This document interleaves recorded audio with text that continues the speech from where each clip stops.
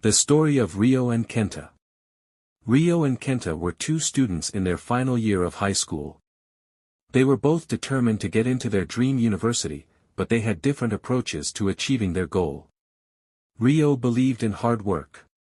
He spent every waking moment studying, poring over his notes and textbooks, and trying to memorize every detail.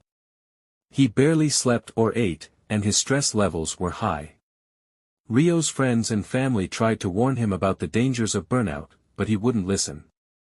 Kenta, on the other hand, took a smarter approach. He focused on understanding the key concepts and principles, rather than just memorizing facts. He created concept maps, made flashcards, and practiced past exams. Kenta also made sure to take regular breaks to relax and recharge. He joined a study group, where he could discuss difficult topics with his peers and learn from their experiences. As the exam season approached, Ryo's stress levels reached new heights.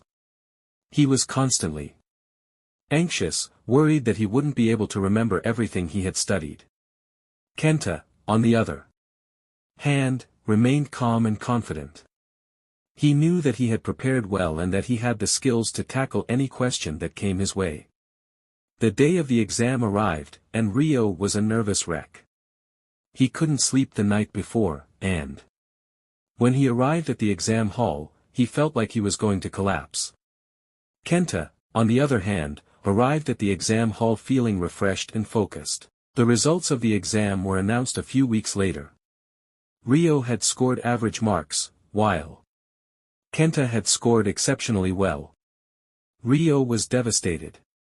He had worked so hard, but it hadn't paid off. Kenta, on the other hand, was thrilled. He had achieved his goal, and he knew that he had the skills to succeed in university. Ryo approached Kenta and asked him for his secret.